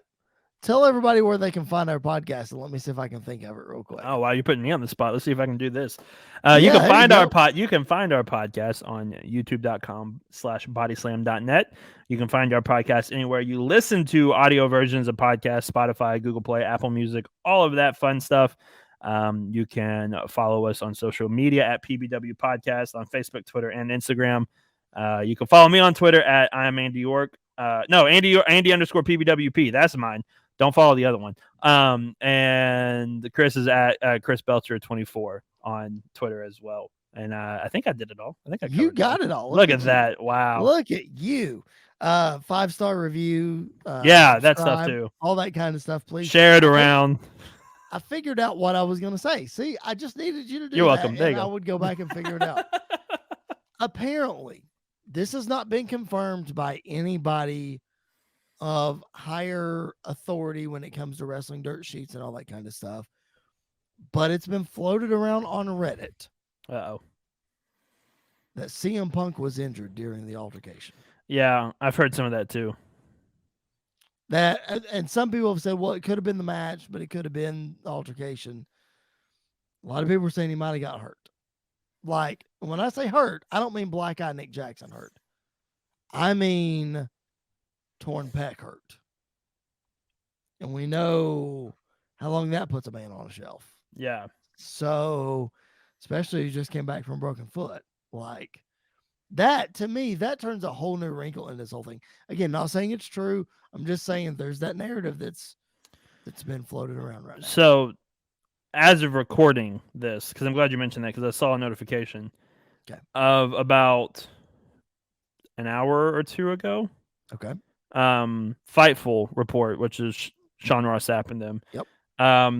Put this up talking about how there were rumors of CM Punk being injured during the fight or whatever. However, this was after he went through the curtain. They were looking at his tricep because of a dive he did on the outside that people noticed. So it happened. At least somewhat of the injury happened during the match because he was icing it during the altercation back during the scrum. But he was hurt going into the backstage fight, is what they're saying. So okay, so it was during the match, not during the fight. But I mean, the scrum probably didn't help anything as well. So yeah, of course not. So that's another wrinkle in all this. I mean, got a guy that might be hurt. Dude can't win a title without getting hurt, apparently. Just don't give him the dang title. That'll solve a lot of problems. I'm sorry. I know he's your favorite. I'm sorry, but like this situation right here did not help my fandom of CM Punk no, I can imagine. At all. I can imagine. No, at all. And that's one of those things. It's like when you started watching wrestling, you were either Brett or you were Sean. That's right. And no matter what the other one did, when the other one did something stupid, it made you hate them or not appreciate them or whatever, even more so. The same is true with Punk. Like, and I'm not saying this is you. I'm not putting you in this category. I'm not coming at you when I say this. People like me who are diehard CM Punk fans, yes, what he did was unprofessional. It's not going to change my opinion on CM Punk, the wrestler. Like, I can take CM Punk, the wrestler, aside from Phil Brooks and move on. However, that side of CM Punk is one of the things I love the most about Punk because he said things, especially in WWE, he said things about Triple H and about Vince McMahon that all of us fans were like, absolutely, someone finally said it. Thank you. Right. But for like other people who were on the fence about Punk or that couldn't stand his guts, because there's a lot of people that don't like Punk at all. Right. This just pushes them even further over the edge on the other side. So. Oh, yeah, Shawn Michaels is my all-time favorite wrestler, but you listen to anybody, including Shawn Michaels, and in 1997 and 1998, he was the biggest jerk. Hardest person to deal with Yep. in the company. Yep. So I get it. I mean, and a lot of the stuff that he did, I thought was hilarious. Yep. You know, when he stuffed his biker shorts and he started doing the crotch top in front of JR, and you know, Ken Shamrock put him in an ankle lock on Monday Night Raw, and he's tapping out with a lollipop in his mouth and sticking the Canadian flag up his nose. And was that during the time as well when Slaughter was in charge and they had the windshield wipers with the windshield? All that was, and they made the faces at him while he was cutting the promos, and and then they gave Michael Cole a huge wedgie and threw him in the shower, and poor Michael Cole. All the same era. So I get it. I understand. I don't take anything away from Shawn Michaels, so I get it. Yeah. Speaking of Shawn Michaels, Triple H and WWE, let's put this Transition. media scrum behind us. Let's talk about Clash at the Castle, man. WWE's first pay-per-view in the UK in 30 years. And I would say it was quite the success. What a show it was. Top to bottom, I really enjoyed it. Put 62,000 people in that stadium. Safe to say they'll probably be back. But headlined by the undisputed Universal Championship, Roman Reigns picking up the win over Drew McIntyre with the help of Solo Sikoa, the younger brother of the Usos. Man, I think this would have been a perfect spot for Naomi to come back. That would have been really cool. But I'm fine, obviously, with what they did. I mean, we can't take that away. But man, regardless of the finish, I know you have an issue with the finish. Regardless of the finish, that match was everything we wanted it to be and more. It was absolutely nearly perfect. It was. You're right. I mean, the fact that Drew kicked out of 2 spears, but I don't think anybody's kicked out of a spear. I don't even think Brock kicked out of a spear, did he? I don't remember. He may have kicked out of 1 at WrestleMania. I think he may have kicked out of 1, and I think Cena may have kicked out of 1 at SummerSlam 2021. But nobody's kicked out of 2. Right. And Drew powered out of 2. Both times I popped huge for it because I was like, there's no way we're hitting 2 spears before we get a Claymore, and Drew like we're getting a Claymore at some point down the line. That was my whole argument. Yeah. Was they got me on the second spear, not the first one, but the second one they got me. But then I'm thinking, we gotta see a Claymore. I haven't seen a Claymore yet. But there were a couple of times where both guys false finishing were ridiculous. I mean, on one of the Claymores that Roman kicked out, the first one that Roman kicked out of, it was like 2.999. Yep. And then Drew barely kicked out of a Superman punch. That was like, there's no way he's retaining off a Superman punch, and I bit hard on it. Yep. I loved everything about this match except for the finish. And here's what I'll say about here's what I'll say about the finish. Yes, I think it's cool that Solo is in the bloodline. I think it's something we've been wanting to see for a while. I think it's something that we've been pushing for. I think it's a little too late, though. I think this should have happened a while ago. Because Drew McIntyre looked strong throughout the match. I think the finish, though, did not help him. And I'm in the spot, and especially, hang on, the finish didn't help him, and then the whole stupid thing that was happening after the match was over with him and Tyson Fury singing. That was so stupid. I get it. Like, it's a Tyson Fury thing. He sings after every boxing match. He sings to the crowd. That should have not been on TV because that made Drew, in my opinion, look stupid because you just got screwed out of the title and you're singing. You should be angry right now. But anyways, that's why I hate baby faces in WWE is because they're stupid. But I don't know. I feel like I get it. They try to make Drew look strong, and I think Drew somewhat looks strong. I think the ship has sailed on Drew McIntyre, though. And we talked about this last week going into this pay-per-view. It would be very hard for Drew to lose and still feel like Drew McIntyre pre-pandemic. They had it took them this long to get him back to where he was when he took Brock out of the Rumble in 2020. Yep. And then all of it fell apart. The air went out of the building. I get it. You want to get heat on Roman. But Roman had enough heat walking into that building that night. Like, Roman was the most hated man in that arena, the most hated man in that building. I get it. You want to have this. You want to have that feeling from the crowd. You want to have all of that. But, man, the pop he would have got, the reaction he would have got, and then him coming out on SmackDown this week, I think would have been even bigger. I feel like it was a missed opportunity. I understand. I'm completely sold now. My list is now down to 1. Like, Seth Rollins isn't even on my list anymore. Kevin Owens isn't on my list anymore. This is Cody Rhodes' title to win at this point.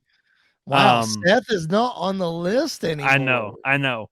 This because of the fact that if Drew McIntyre wasn't going to take the title off of Roman Reigns in his home country, there's no way Seth is. Like they're not going to push. They've got other things I planned can for see Seth. that. I can see that. And so I feel like this was the perfect opportunity to put the title on Drew, and it's a missed opportunity.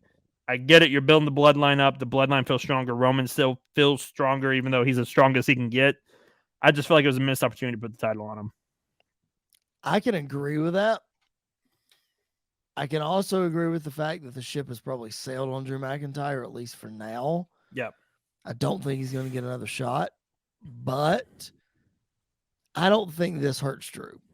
I think that, I think the reason is because it was in England. Mm-hmm. If it would have been in the States, I could make the argument that this hurt him. But I think because it was in England and he threw everything at him and the finish wasn't, the finish was a screwy finish. It wasn't clean. It wasn't any of that.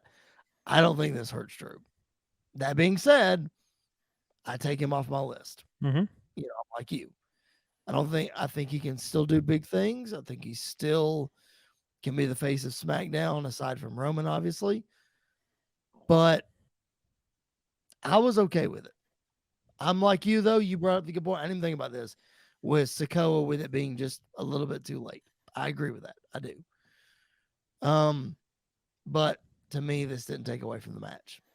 It didn't take away from the match at all. Like the match itself, it's the first time that, and I'll even put WrestleMania on this. Maybe it's not SummerSlam, because SummerSlam's main event was, the build was terrible, but the finish that we got, like everything that we got, was amazing. Wild. Yeah. Wild. This is the first time that like the build has been amazing and the match delivered in a long time for a WWE main event. I'm not saying that's true with like all the matches, but like the build was amazing and the match itself delivered. The finish, it is what it is. However, Roman's got to get a clean win by himself at some point, because he hasn't had one since WrestleMania against Brock. That was 38. He had help with the Usos at SummerSlam. He had help on, was it the Smack? I think it was a SmackDown with Riddle. Yep. He had help. Yep. So that's the only 2 times he's defended it. So and before WrestleMania, he had a lot of help winning that title. Don't even get me started on the Finn Balor crap that never even got brought up again. So like Roman's got to start winning some by himself without the help of the bloodline. I understand you want to make the bloodline feel strong. There are ways to do that though without having Roman not win clean from time to time. But I will say this: Tyson Fury became I fell in love with Tyson Fury when he knocked out Theory. Bro, I popped so hard for that. That was great. That was so good, man. That was a great touch too. Yeah, that was better than your idea that you had on the What did I say? That Fury was going to cost Drew. Oh, that's true. I did. Yeah, it is what it is. It's fine. Yeah. I would rather him have cost Drew than sing with Drew, though. Hey, Fury! I'll say this though: Tyson Fury can hold a note. Yeah, he can sing, but I did not need that. No, you didn't need it. No. That needed to be just for the crowd. Yeah, for sure. But yeah, it's gonna be interesting to see what happens going forward. I mean, Drew McIntyre and Karrion Kross is already confirmed for Extreme Rules, so we'll see what happens. I don't know. I think we know Roman's next opponent though, which is the man that made his debut on Monday night. Yeah, because he's going to be on SmackDown this week too. Shockmaster himself, Braun Strowman. Let's go ahead and talk about that. I know we're in Clash of the Castle, but let's go ahead and talk about Braun Strowman made his debut. We speculated it happened. Man, did not make any sense that he debuted in a tag team match. Like, why? And killed all 4 of them. Killed all 4 teams. Doesn't make any sense. And then he fell on the dang floor trying to spear Otis, which was hilarious. But would you really debut him and then turn around and feed him to Roman? Yes. And have him lose? Make Roman feel big. Absolutely. Continue this push on Roman. I don't think Braun needs to be in the title picture. Like ever. No. I don't. But I feel like he can make Roman. It all started with Braun. Like, let's not forget, this all started with Braun and The Fiend. I know. It's at true. was it TLC? No, it was Payback. Payback, yeah. So I mean, it's kind of come full circle. Have Roman go through Braun, that Braun go do his own thing from that point on. But I don't know who else you have Roman feud with at this point. I can think of a couple. You got AJ Styles. That's true. It's believable. You can run him and Bobby because you haven't done that yet. You could. We haven't done that yet. Why have we not done that yet? Not in this run with Roman, they haven't. Why have we not done that yet? It's a good question. I don't know. You got Seth. You got Bobby. Kevin Owens. Kevin Owens we've done, but you can always revisit. Mm-hmm. The shoe has to drop at some point with Sami Zayn. Yeah. So you have to do that. Yeah. Randy, if Randy comes back at some point. When Randy comes back, you've got to do Randy. And that's really it. Until you get Karrion Kross, you got to put Karrion in there as well. Yep. When is it going to be time to beat Karrion? That's the question. Right. When's it going to be time to beat? Yeah. Yeah. I think. I mean, I'm sure there are enough people to get us to WrestleMania with Cody. Oh, I don't think it's going to be Cody at Mania. You think it takes it off before Mania? Nope. I think it's Rock at Mania, and I think Roman is a champ with Rock, and he kills the Rock, and Rock's done. I'm not saying he holds it all the way to 40. Maybe we take it off him at SummerSlam with Cody, but we're getting through. Right, I think we're getting through WrestleMania with Roman as champion right now. See, Roman and Rock does not need the title. It does, but again, I agree with that. 100% agree. But I'm also going to go back to the point, then why the heck is The Rock coming back? To me, it doesn't make any sense for The Rock to come, because if Roman loses the belts, Roman's not strong anymore. So Rock doesn't need to come put Roman in his place. Unless The Rock is the reason why Roman loses. Well, yeah, okay. Okay, you could do that.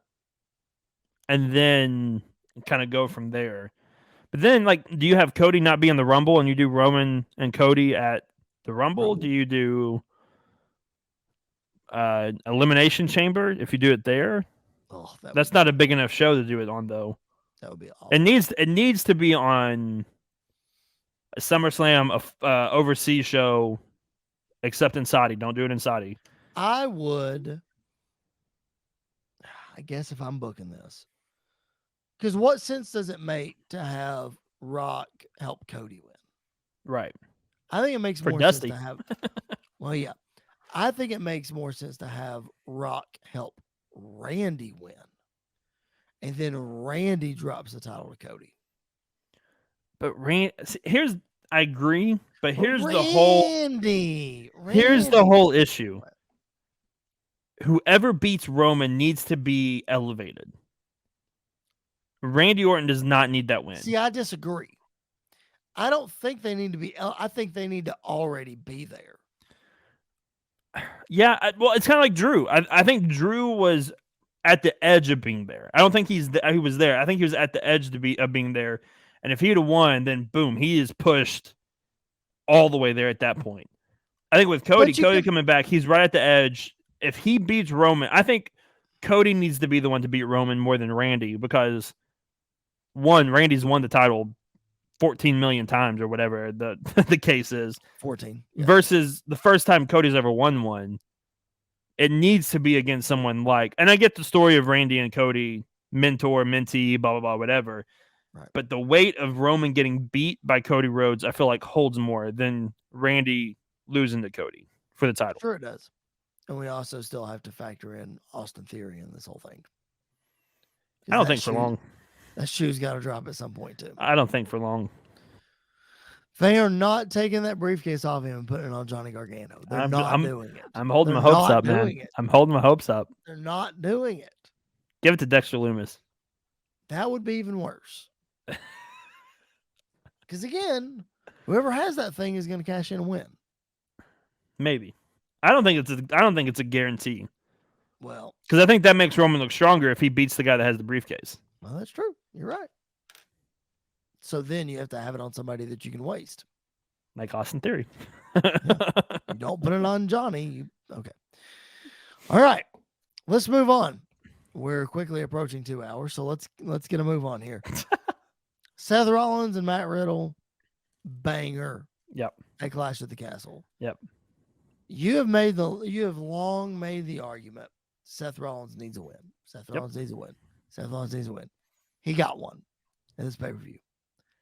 I'm going to turn around and make the other argument. No. Because about an hour and a half ago or an hour ago, I was talking about Jungle Boy. Yeah. The WWE Superstars Matt Riddle. Because to me, if Matt Riddle is ever going to get into a legit main event picture, he's got to get a main event win. Seth Rollins is the guy to do it. I agree, and I think that's coming.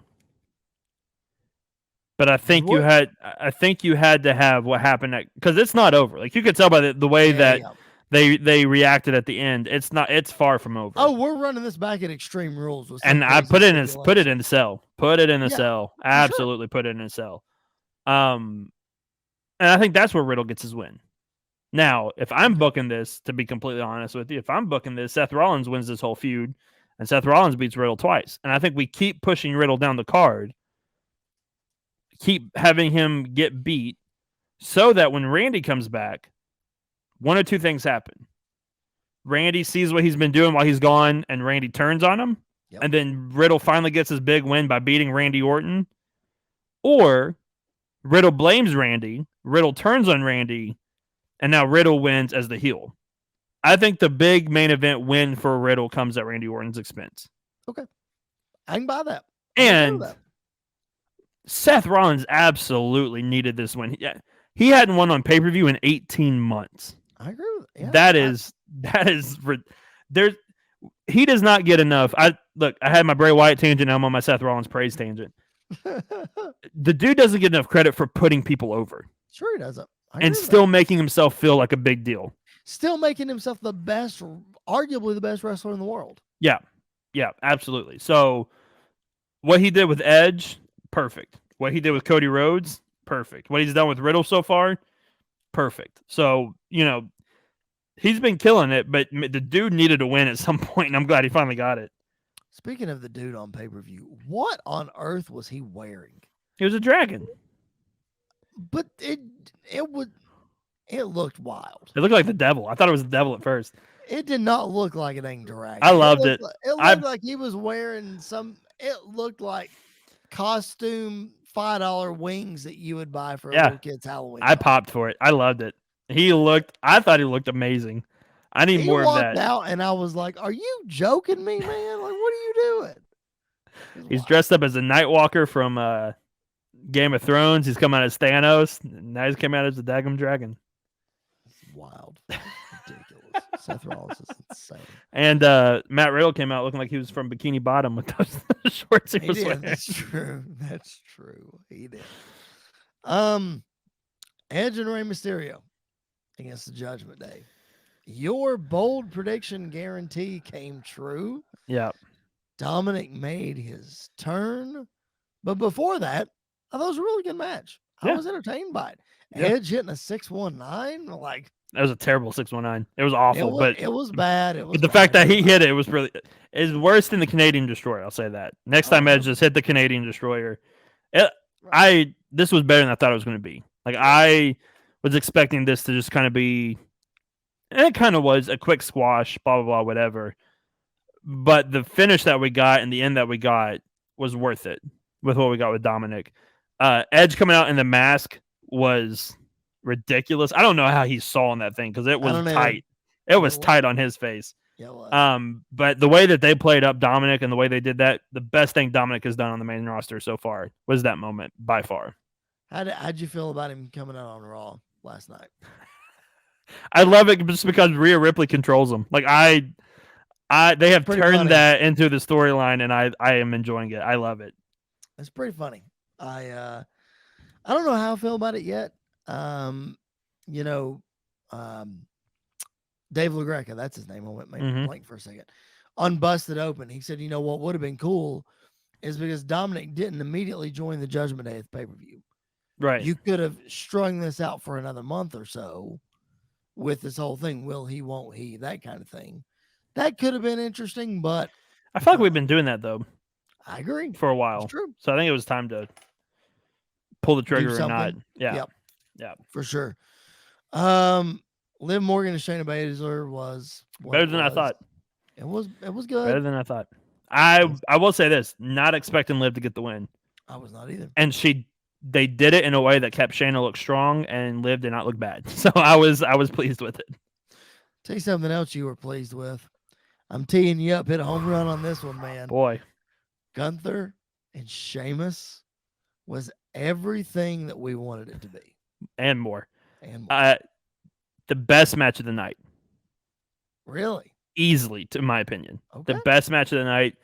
Maybe the best match of the weekend. I'll say second best because that tag match was stupid at All Out.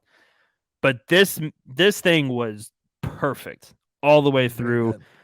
Sheamus's chest was bruised and bloodied, and it looked rough. And I love the fact that they were building up to that 10 beats of the Balor move because it made sense because that's his chop. Like that's the thing that he does to jack people up. Right. You know how big of a Walter fan I am. Yep. I was rooting at the end for Sheamus to win. I wanted nothing more than Sheamus to win. That's amazing. The crowd was fully behind him. Everybody was fully behind him. I was prepared for him to win. I was on every false finish. I was on every last move. This is exactly what I wanted it to be and so much more. I know Dave Meltzer is not listening to our podcast. This thing better get 5.5 stars. I loved it so much. Everything about it was amazing. The fact that Imperium is back together. I will say this: my only disappointment. They brought back the dude for Imperium, and when he started to announce him and he stopped, I was like, he got his name back. Walter is back. No more Gunther. And then he said Gunther. I was like, okay, we're gonna get Imperium's music, and it was still his new music. I was like, come on, we couldn't give the full package back to him, right. But I loved it. Everything else was literally perfect, absolutely perfect. I thought it was really good. I was highly entertained, especially like you said, the return of Imperium. That was really, really cool. I popped for that when that happened. I was like, oh. And again, I'm not a huge Walter fan or whatever, but like when I saw that happening, I was like, oh, this is cool. I dig this. This is very cool.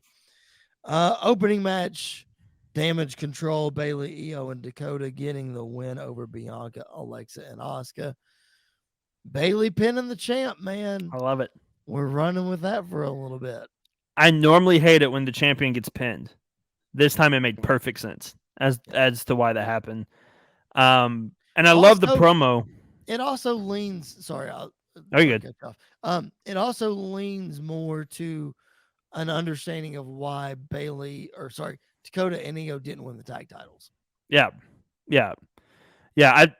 I agree. I still wish they would have won, but I can see where they're coming from with that. However, I do think they win those titles next week on Raw. I think it's almost not a given. I think they win. I think there's a very good chance that Sasha and Naomi show up at the end of that match as well.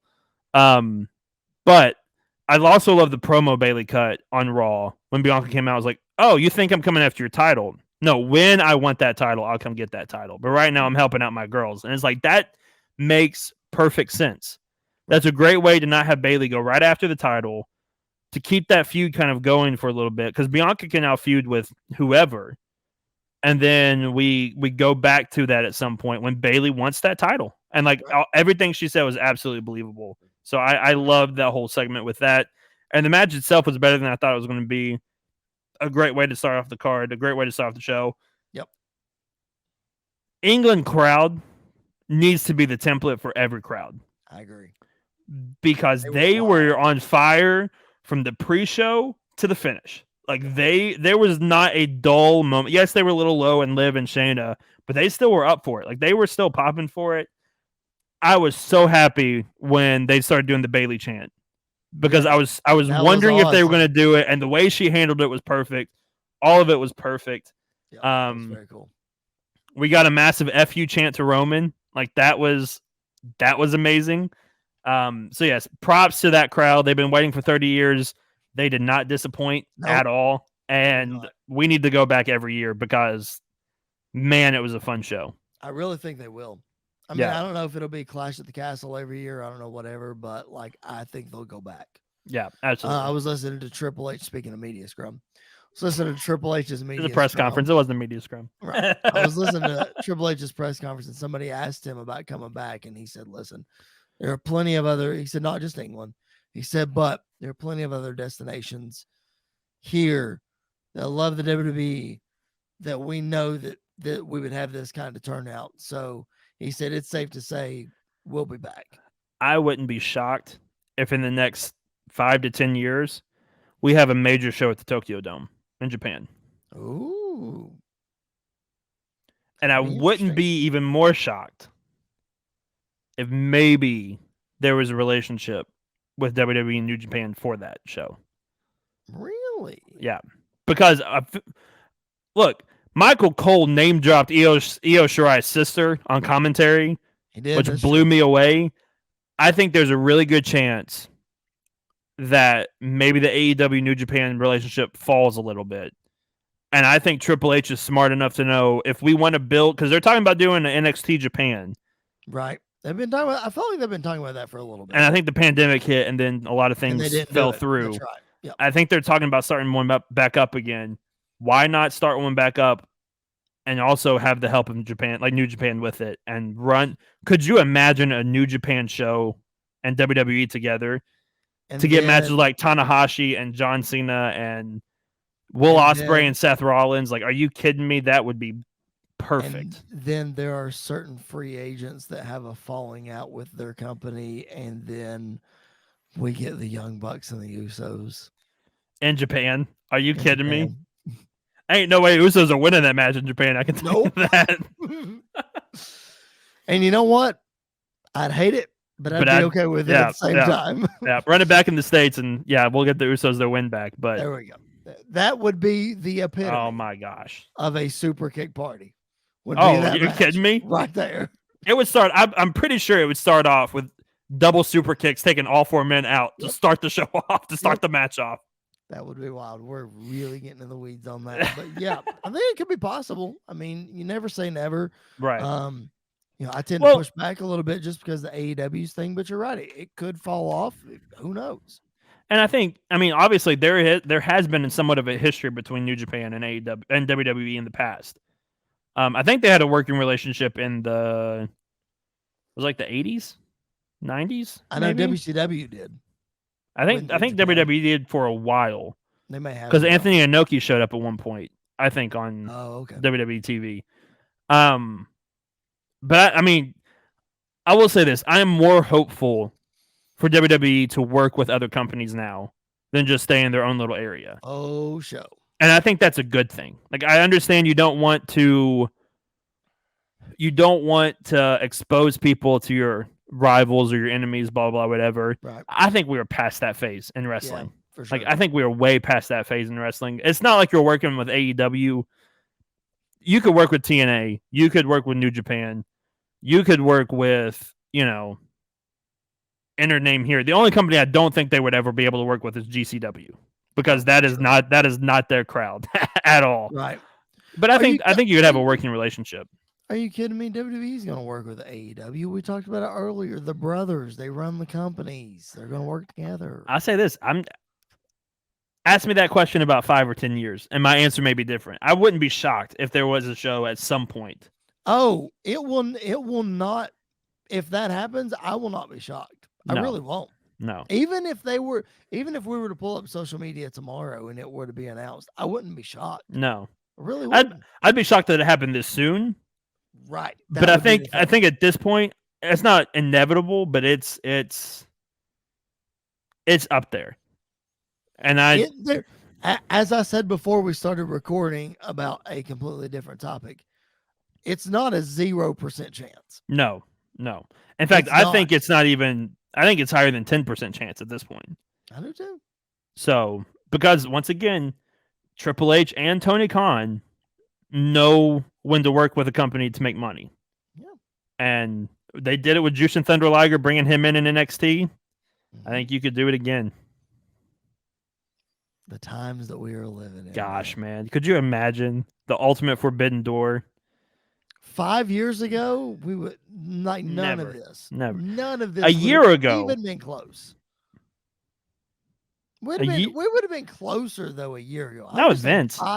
No, what I'm just saying, like 5 years ago. Oh yeah. Jericho was in WWE. Yeah. You know, Brian Moxley was in WWE. Moxley. None of this was even No. thought about. But here we are. And then with the potential of doing a show like that and getting matches like Seth Rollins and Kenny Omega, or Seth Rollins and John Moxley. Oh, Roman Reigns, Seth Rollins, and John Moxley. Like, we would get it. Do the Shield triple threat. Do Usos and Young Bucks. You know, I mean, you could, if they're still there, you could absolutely put that show together. I would not do the Shield and the Young Bucks. Elite. Or sorry, I would not do the Shield triple threat. I'd have to pull a Mayhem. I'd have to do Seth Rollins and Kenny Omega. See, either that, or I think it would be really interesting. We're way off in a tangent, but here, ready? Follow me. Yes, we are. Let's say Kenny and the Bucks are feuding with John Moxley going into that show, and he gets some help from his brothers, and we have the Shield versus the Elite. Are you kidding me? Wow. That would be insane. That itself would be insane. Jericho and Edge, I think, would be really interesting to do that. They get help from the Elite and the Shield, right? They get help from the brothers. Shield and the Elite wins with the help of AJ Styles. Or the Shield wins with the help of CM Punk, because Punk is the one that brought them in. There you go. So that's full circle, I'm telling you. This whole conversation just came full circle. Let's wrap it up on that, because that was a fantastic segue that we had no idea that. You're welcome. We couldn't have planned for that any better than we just did. All right. If you are still with us at almost 2 hours, thank you so much. Make sure you're following us at PBW Podcast on Facebook, Twitter, and Instagram. If you like what you've heard, hit that subscribe button. Give us a 5-star review. We would greatly appreciate it. And tell a friend. Best way to spread the word about the show is tell a friend. Share the show. We'd appreciate it very much. Everybody has a wrestling fan in their life. Whether you like it or not, you know somebody that does. Tell a friend. That's going to do it. Guys, make sure you check out PBWF Week 10. Week 11's coming next week. And we'll be right back here next week to talk about all of these brand new developments, and we will see where this wrestling roller coaster takes us. I'm fully expecting when we go off tonight, that I'm going to get a notification about something huge happening. I'm like, dude, we got to hit record again. We got to jump back on and throw this in there. I'll tell you what, we are recording before Dynamite, and there's a chance there might have to be something else comes out this week. We have a special after Dynamite. We'll see. So that being said, make sure you subscribe wherever you find your podcast on the Body Slam YouTube channel, so that you will know when we drop a new episode when something crazy like this happens. All right. For Mr. Andy York, follow him at Andy_PBWP. My name's Chris Belcher. I'm at Chris Belcher24. Thanks again for hanging out with us for almost 2 hours on this edition of the Pipe Bomb Wrestling Podcast. We will catch you guys down the road.